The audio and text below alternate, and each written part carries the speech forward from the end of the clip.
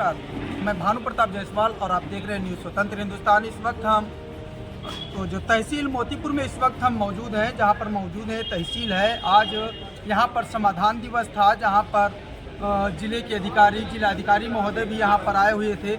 और यहां पर जो फरियादी हैं, चाहे समाधान दिवस में आवें या कहीं पर अधिकारियों के पास जाएं, लेकिन उनका सुनने वाला इस युग में कोई नहीं है। ये भाई साहब हैं, दर दर भटक रहे हैं अपनी समस्या को लेकर के। यहाँ नहीं, उप जिलाधिकारी और जिलाधिकारी तक इन्होंने गए हैं, लेकिन उप जिलाधिकारी इनसे हाथ जोड़कर माफ़ी मांग रहे हैं कि मैं आपका काम नहीं कर सकता हूँ। आखिर जो यहाँ के उप जिलाधिकारी हैं, एसडीएम साहब जो हैं, आखिर उनका हाथ जोड़ना क्या साबित होता है? भाई साहब हैं, आज भी भटकते हुए तहसील परिसर में मौजूद हुए हैं, जानकारी लेंगे। सर नमस्कार। जी नमस्कार सर, मैं आपका पूरा नाम जान सकता हूँ? सर, मेरा नाम लड्डू सिंह है और मैं जालिमगढ़ का निवासी हूँ।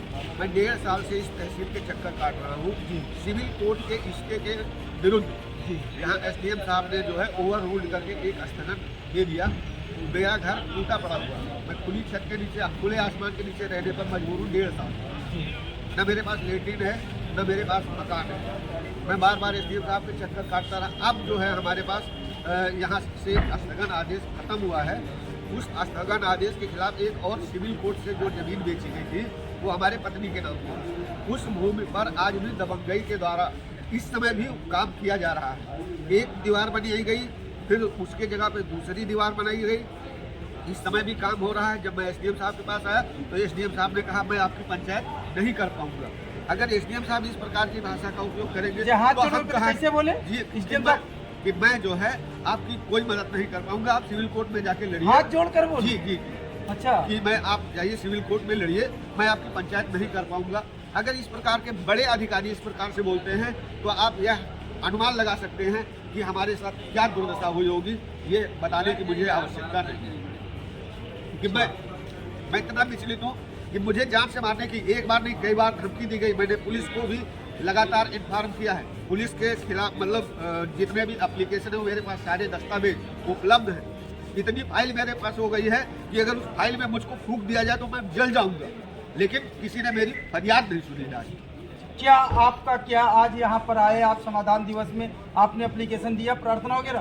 हमने प्रार्थना पत्र दिया है। साहब ने कहा है, आश्वासन दिया है कि मैं आपका काम कल करवाता हूँ। जो भी होगा मैं आपका फैसला देखता हूँ क्या होता है। अच्छा, कितने दिन से कल हो रहा है? लगभग 1.5 साल हो गया सर। अच्छा, 1.5 साल। लेकिन आज आश्वासन क्या मिला है? कि आप चलिए मैं कल आ रहा हूँ, देखता हूँ क्या होता है। आज आ रहे हैं या कल आ रहे हैं ये तो मैं नहीं जानता हूँ, लेकिन हाँ एक और एप्लीकेशन हमने दे रखी थी जिसपे चेक मार्क की जमीन है, जो शायद मार्च में हमने एप्लीकेशन दिया था। और मार्च से लेकर आज तक मैं उस एप्लीकेशन के चक्कर में भटक रहा हूँ। कोई अधिकारी मेरे यहाँ जांच करने के लिए नहीं गया, ना वो नायब साहब गए हो, ना हमारे यहाँ कोई लेखपाल गया है, किसी भी प्रकार का कोई नहीं। अगर कोई आदेश लेकर मैं जाता हूँ तो पुलिस कहती है।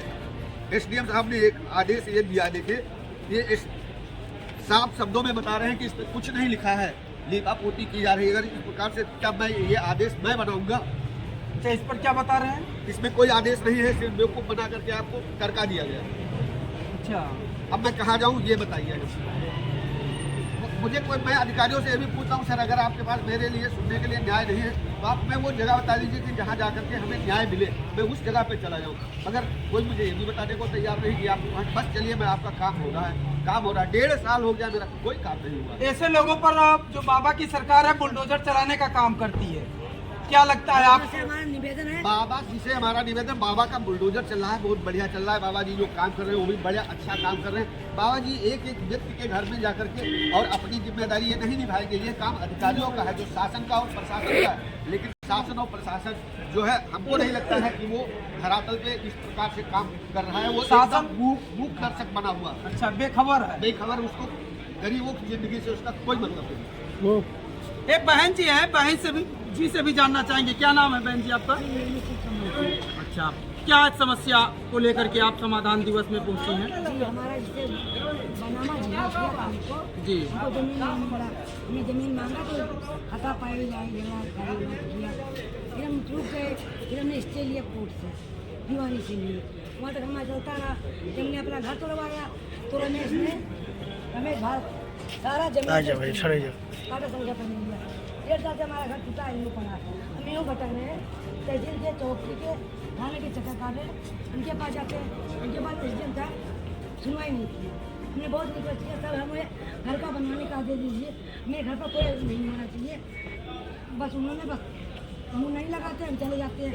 ऊपर जो अब खारिज किए हैं इससे, अब जब हम घर बनवाना चालू किए तो इन्हें जो इससे बनावा किया था, उसने इससे था ऊपर अपनी कब्जा कर रहा है दीवार में। इस समय भी स्टे चल रहा है। दीवार का स्टे समय भी चल रहा है। अच्छा, आपने कभी जिला अधिकारी के पास कार्यालय तक गए? जी, मैं जिला अधिकारी के कार्यालय तक भी गया हूँ और मैंने मुख्यमंत्री के पास तक गया हूँ। मैं मुख्यमंत्री तक को मैंने ऑनलाइन किया है, उस पर भी लोगों की वही मंशा है, कोई स्पष्ट जवाब नहीं देता है। मैंने अपने जीवन में किसी भी प्रकार की जमीन का खरीद फरोख्त नहीं की है। मेरा मकान जो बना हुआ वो मेरी पैतृक संपत्ति में बना हुआ है, ना वो सीएस की जमीन है, ना वो सरकार की जमीन है, ना किसी व्यक्ति की जमीन है। मेरे ही जमीन पर मेरे वैध भूभाग पर मेरे मकान को बनाने से रोका जा रहा है। मेरे ही वैध भूभाग पर वो खरीद फरोख्त की जमीन नहीं है, मेरी पैतृक संपत्ति है। अपने दर्शकों को बताना चाहेंगे, बहुत बड़ी समस्या है जो कि ये जो चौकी है, थाना है, पुलिस है और जो तहसील है, जिलाधिकारी का जो कार्यालय है, वहां तक चक्कर काट करके भटक रहे ऐसे इंसान। आपको बताएंगे, जब इन लोगों की यदि फरियाद की सुनवाई यदि नहीं हो रही है तो आखिर ये लोग कहां पर जाएं, अपनी समस्या को लेकर के कहां जाएं, जब जो यूपी के मुखिया जो योगी आदित्यनाथ महाराज जी हैं, ऐसे लोगों के ऊपर बुलडोजर का काम कर रही है, लेकिन जो इन्हीं के जमीन पे जो अवैध कब्जा जो कर रहे हैं, आखिर इन लोगों के ऊपर बाबा की सरकार क्या एक्शन लेगी। फिर मिलते हैं बड़ी खबर के साथ और देखते रहिए न्यूज़ स्वतंत्र हिंदुस्तान। नमस्कार।